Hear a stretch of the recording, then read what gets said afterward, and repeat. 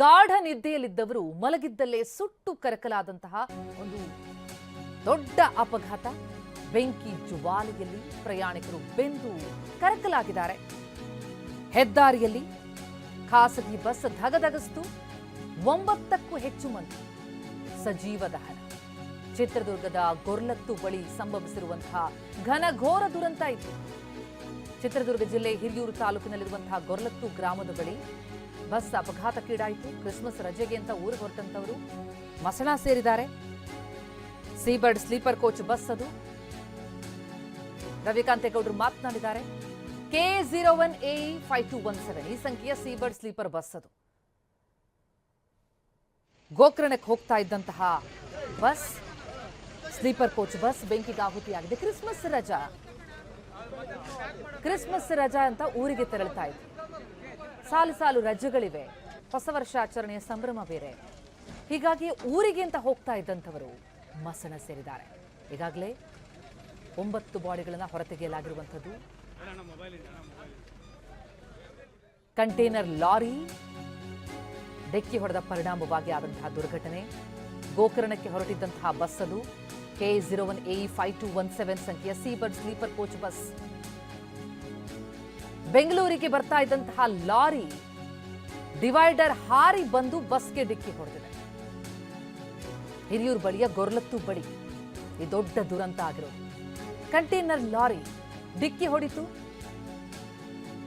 Bus ಹೊತ್ತಿ ಉರಿದಿದೆ. Lorry ಗುದ್ದಿದ ಕ್ಷಣಾರ್ಧದಲ್ಲೇ ಖಾಸಗಿ ಬಸ್ ಧಗಧಗಿಸಿತು. ಸೀಬರ್ಡ್ ಸ್ಲೀಪರ್ ಕೋಚ್ ಬಸ್ ಹೊತ್ತಿ ಉರಿದು ಬಿಡ್ತು. ಕೆಲವರು ಅದರಿಂದ ಹೊರ ಬಂದು ಹಾರಿ ಪರಾರಿಯಾಗಿದ್ದಾರೆ. ಆದರೆ ಹಲವರಿಗೆ ಆ ಅದೃಷ್ಟ ಇರಲಿಲ್ಲ. ಈಗಾಗಲೇ 9 ಬಾಡಿಗಳನ್ನು ಹೊರತೆಗೆಯಲಾಗಿದೆ. ಅಂದ್ರೆ ಆ ಲಾರಿ ಚಾಲಕನು ಸೇರಿದಂತೆ 9 ಬಾಡಿಗಳನ್ನು ಹೊರತೆಗೆಯಲಾಗಿರುವಂಥದ್ದು. ಗಾಢ ನಿದ್ದೆಯಲ್ಲಿದ್ದವರು ಮಲಗಿದ್ದಲ್ಲೇ ಸುಟ್ಟು ಕರಕಲಾಗಿದ್ದಾರೆ. ಎಷ್ಟು ಸಾವು ನೋವು ಆಕ್ಚುಲಿ ಸಂಭವಿಸಿರೋದು ಅನ್ನೋದ್ರ ಬಗ್ಗೆ ಖಚಿತತೆ ಇನ್ನೂ ಪತ್ತೆ ಆಗ್ತಿಲ್ಲ. ಯಾಕಂದ್ರೆ ಈಗ ಹೊರ ತೆಗೆದಿರುವಂಥದ್ದು 9 ಬಾಡಿಗಳನ್ನು. ಕೆಲವರು ಹೊರಗೆ ಬಂದು ಪಾರಾಗಿದ್ದಾರೆ. ಆ ಬಸ್ನ ಚಾಲಕ ಮತ್ತು ಕ್ಲೀನರ್ ಪಾರಾಗಿದ್ದಾರೆ. ಕೆಲ ಪ್ರಯಾಣಿಕರು ಹೊರಬಂದು ಪಾರಾಗಿದ್ದಾರೆ. ಗೋಕರ್ಣಕ್ಕೆ ತೆರಳುತ್ತಾ ಇದ್ದಂತಹ ಖಾಸಗಿ ಬಸ್ ನಿನ್ನೆ ರಾತ್ರಿ 8:30ಕ್ಕೆ ಮೆಜೆಸ್ಟಿಕ್ನಿಂದ ಹೊರಟಿತ್ತು. ಸೀಬರ್ಡ್ ಸ್ಲೀಪರ್ ಕೋಚ್ ಬಸ್ 32 ಪೈಕಿ 29 ಸೀಟ್ಗಳು ಬುಕಿಂಗ್ ಆಗಿತ್ತು. ಬೆಂಗಳೂರಿನಿಂದ ಗೋಕರ್ಣಕ್ಕೆ ಟಿಕೆಟ್ ಬುಕಿಂಗ್ ಆದದ್ದು 29. ಅಂದ್ರೆ ಗೋಕರ್ಣಕ್ಕೆ 25 ಪ್ರಯಾಣಿಕರು ತೆರಳುತ್ತಾ ಇದ್ರೆ ಮಧ್ಯ ಕುಮಟಾದಲ್ಲಿ ಇಳ್ಕೊಳ್ಳುವಂಥವ್ರು ಇಬ್ರು, ಶಿವಮೊಗ್ಗಕ್ಕೆ ಅಂತ 2 ಪ್ರಯಾಣಿಕರು ಪ್ರಯಾಣಿಸ್ತಾ ಇದ್ರು. ಒಟ್ಟು 29 ಮಂದಿ ಪ್ರಯಾಣಿಕರು ಬಸ್ನಲ್ಲಿದ್ದದ್ದು, ಜೊತೆಗೆ ಕ್ಲೀನರ್ ಮತ್ತು ಡ್ರೈವರ್. ಇನ್ನು ಸಜೀವ ದಹನವಾದಂಥವ್ರು ಇದಾರಲ್ಲ, ಅದರಲ್ಲಿ ಗೋಕರ್ಣದವರೇ ಹೆಚ್ಚು. ಗೋಕರ್ಣಕ್ಕೆ ಹೋಗ್ತಾ ಇದ್ದಂಥವ್ರು 25 ಮಂದಿ ಡೈರೆಕ್ಟ್ ಆಗಿ ಗೋಕರ್ಣಕ್ಕೆ ಹೋಗೋದಕ್ಕೆ ಅಂತ ಹೇಳಿ ಬಸ್ ಬುಕ್ ಮಾಡಿದ್ದಾರೆ. ಆದರೆ ಡೆಸ್ಟಿನೇಷನ್ ತಲುಪೋದ್ರೊಳಗಡೆ ಮಸಣ ಸೇರಿದ್ರು. ಬೆಂಕಿ ಜ್ವಾಲೆಯಲ್ಲೇ ಸುಟ್ಟು ಕರಕಲಾಗ್ಬಿಟ್ಟಿದೆ ದೇಹ. ಆ ಬಸ್ ಹೊತ್ತಿ ಉರಿತಾ ಇರೋದನ್ನ ನೋಡ್ತಾ ಇದೀವಿ ನೋಡಿ. ಡೀಸೆಲ್ ಟ್ಯಾಂಕ್ಗೆ ಬಂದು ಡಿಕ್ಕಿ ಹೊಡೆದಿದೆ.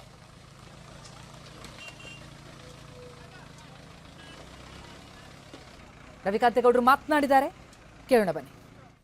ಬೆಳಗಿನ ಜಾವ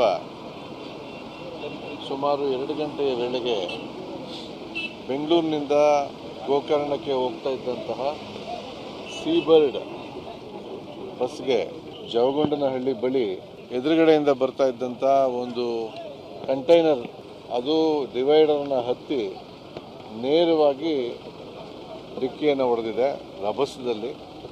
ಬಹುಶಃ ನಮ್ಮ ಇದುವರೆಗಿನ ತನಿಖೆ ಏನು ಹೇಳ್ತಾ ಇದೆ ಅಂತ ಹೇಳಿದ್ರೆ ಅದು ನೇರವಾಗಿ ಡೀಸೆಲ್ ಟ್ಯಾಂಕ್ಗೆ ಹೊಡೆದಿರ್ಬೋದು. ಡೀಸೆಲ್ ಟ್ಯಾಂಕ್ ಲೀಕ್ ಆಗಿ ನಂತರ ಬೆಂಕಿ ಉಂಟಾಗಿ ಈ ಬೆಂಕಿಯ ಜ್ವಾಲೆಯಿಂದ ಒಳಗಡೆಯಿಂದ ಕೆಲವರು ಪ್ಯಾಸೆಂಜರು ತಪ್ಪಿಸ್ಕೊಂಡಿದ್ದಾರೆ. ಆದರೆ ಗಾಢ ನಿದ್ದೆಯಲ್ಲಿದ್ದವರು ಈಗಿನ ಪ್ರಕಾರ ಸುಮಾರು 8 ಜನ ಒಳಗಡೆ ಸಿಕ್ಕಿ ಹಾಕಿಕೊಂಡು ದುರಾದೃಷ್ಟವಶಾತ್ ತೀರು ಹೋಗಿದ್ದಾರೆ. ಅದರ ಜೊತೆಗೆ ಕಂಟೈನರಲ್ಲಿ ಇದ್ದಂತಹ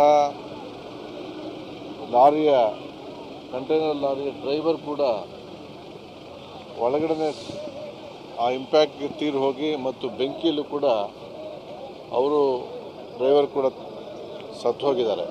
ಈಗಿನ ಮಾಹಿತಿ ಪ್ರಕಾರ ಗಾಯಾಳುಗಳಲ್ಲಿ ವಿಕ್ಟೋರಿಯಾ ಆಸ್ಪತ್ರೆಗೆ ಹೋಗಿದ್ದವರನ್ನು ಬಿಟ್ಟು ಉಳಿದವರೆಲ್ಲ ಅಪಾಯದಿಂದ ಪಾರಾಗಿದ್ದಾರೆ.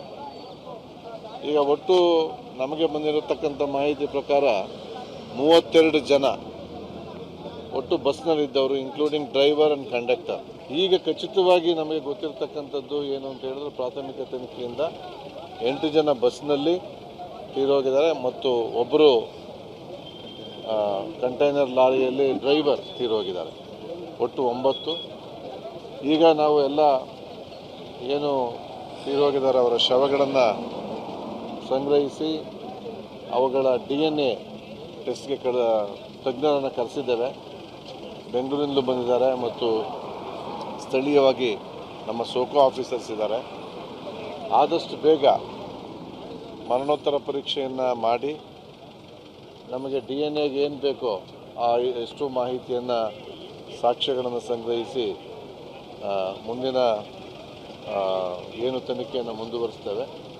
ಸಂಬಂಧಪಟ್ಟವರಿಗೆ ಗುರುತಿಸಿ ಆದಷ್ಟು ಬೇಗ ಶವಗಳನ್ನು ಕೊಡ್ತಕ್ಕಂತಹ, ಪಾರ್ಥಿವ ಶರೀರಗಳನ್ನು ಕೊಡ್ತಕ್ಕಂತಹ ಕೆಲಸವನ್ನು ಮಾಡ್ತೇವೆ. ಭಾಳ ಅದೃಷ್ಟದ ಸಂಗತಿ ಏನಂತ ಹೇಳಿದ್ರೆ, ಈ ಬಸ್ನ ಪಕ್ಕ ಕೂಡ ಒಂದು ಅದರ ಸಮಾನಾಂತರವಾಗಿ ಶಾಲಾ ಮಕ್ಕಳ ಬಸ್ಸು ಈ ದಾಸರಳ್ಳಿಯಿಂದ ಅವರು ದಾಂಡೇಲಿಗೆ ಹೋಗ್ತಾಯಿದ್ರು. ಈ ಬಸ್ಸು ಈ ಹೊಡೆದ ರಭಸಕ್ಕೆ ಆ ಬಸ್ಸಿಗೆ ಹೊಡೆದು ಅಲ್ಲಿರ್ತಕ್ಕಂಥ ರಾಷ್ಟ್ರೀಯ ಹೆದ್ದಾರಿಗಿರ್ತಕ್ಕಂಥ ಬೇಲಿಯನ್ನು ಕಿತ್ಕೊಂಡು ಹೋಗಿ ಚರಂಡಿಯನ್ನು ದಾಟಿ ಆ ಕಡೆಗೆ ಹೋಗಿದೆ ಇನ್ನೊಂದು ಬಸ್ಸು.